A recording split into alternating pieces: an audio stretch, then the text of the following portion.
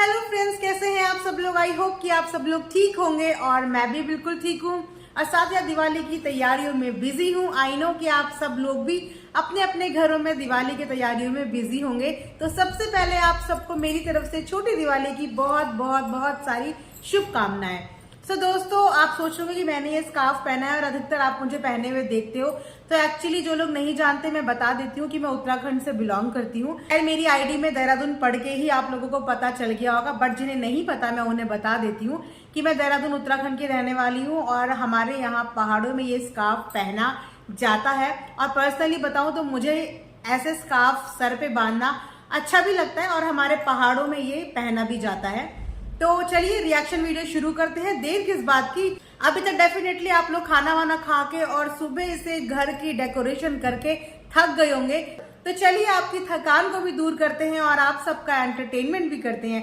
तो इसीलिए आराम से बैठिए और बिना स्किप करे हुए पूरी वीडियो को एंजॉय जरूर करना। अगेन आज वीडियो है हमारी और आपकी सबकी डब्बा रानी के बारे में। और जब वीडियो डब्बा के बारे में होती है तो वीडियो में वाओ फैक्टर और एंटरटेनमेंट की कोई कमी होती ही नहीं, क्योंकि डब्बा इतनी एंटरटेनिंग है कि वो अपनी ऑडियंस को भी एंटरटेन करती है और हमें भी एंटरटेन करने के लिए खूब सारा मसाला दे देती है। तो आप बताएं कि शुरू कहां से करें। क्या कहा, ड्रेस से।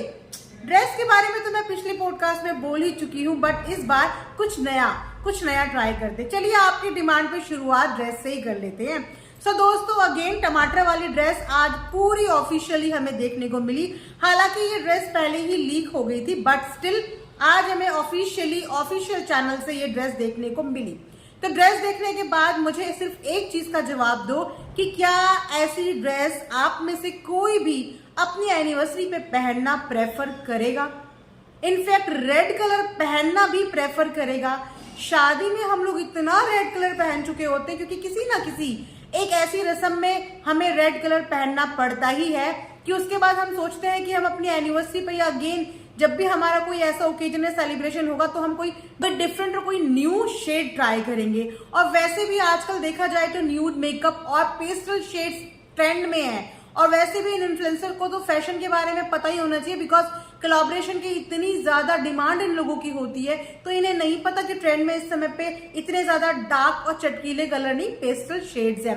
वेल, अपनी अपनी पसंद है। एनिवर्सरी की ड्रेस को देख के ऐसा बिल्कुल कहा नहीं जा सकता कि ये किसी नॉर्मल ड्रेस की, ये किसी नॉर्मल ओकेजन के लिए ड्रेस थी। वो वाकई में ऐसा लग रहा था कि जैसे दुल्हन की ही ड्रेस है।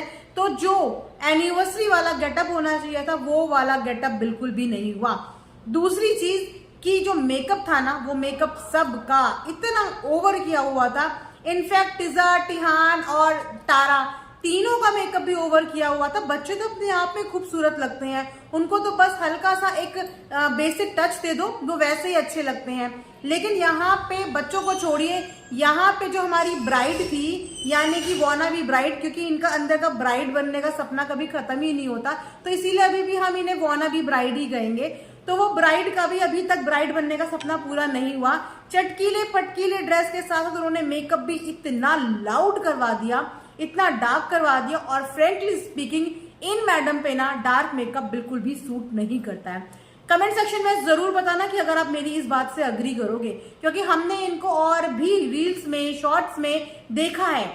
जब ये लाइट मेकअप करती हैं, बेसिक मेकअप करती हैं, तो ये काफी ज्यादा अच्छी लगती हैं। लेकिन इनकी शादी का मेकअप भी इसी तरीके से था, लेकिन इस बार तो शादी से भी 10-20% ज्यादा हैवी मेकअप था, जो अगेन इनके ऊपर बिल्कुल भी सूट नहीं कर रहा। तो मुझे बस पूरे फंक्शन में एक चीज समझ में नहीं आई कि इतना हैवी मेकअप की जरूरत क्या थी।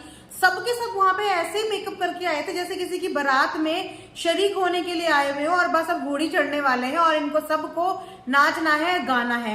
एक एनिवर्सरी का ओकेजन, एक रिसेप्शन टाइप, एक नॉर्मल पार्टी टाइप होता है। पार्टी मेकअप किसी ने भी नहीं किया था, वेडिंग मेकअप करके सबके सब आए हुए थे।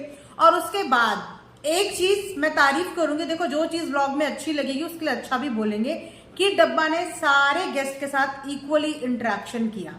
और ये हमें व्लॉग में देखने को मिला कि वो सबके पास जा जाके सबसे बात कर रही थी, सबसे पूछ रही थी, सबसे इंटरेक्ट होने की कोशिश कर रही थी। तो ये चीज अच्छी लगी। वो एक जगह जम के बैठ नहीं गई कि मेरा फंक्शन है तो मेरे को एक इम्पोर्टेंस फील कराया जाएगा या मुझे मिलने के लिए लोग आएंगे। वो अपने आप से जाके हर किसी बंदे से मिल रही थी। और मिलना भी जरूरी इसीलिए था क्योंकि पूरा का पूरा एनिवर्सरी प्लान ही इनका और इनके फनी का था। तो जाहिर सी बात है जो होस्ट होता है उसको अपने गेस्ट का भी टेक केयर करना पड़ता है और गेस्ट से इंटरेक्ट भी होना पड़ता है। और भी बहुत कुछ चीजें व्लॉग में जो हाईलाइट कराई गई उसके बारे में मैं सेपरेट वीडियो जरूर बताऊंगी और जरूर बनाऊंगी क्योंकि बहुत ही मजेदार एलिमेंट्स इस बार व्लॉग में देखने को मिले हैं। तो ऐसा कैसे हो सकता है कि इतने मजेदार एलिमेंट्स के ऊपर हम बात ना करें।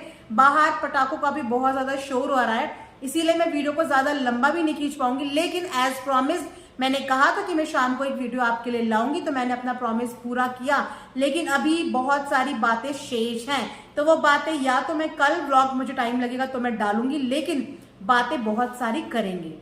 तो अभी के लिए सिर्फ इतना ही। अभी हमने सिर्फ एक ड्रेस वाला टॉपिक कवर किया है, लेकिन बहुत सारे टॉपिक्स अभी बचते हैं, जैसे कि बहुत सारी चीजें।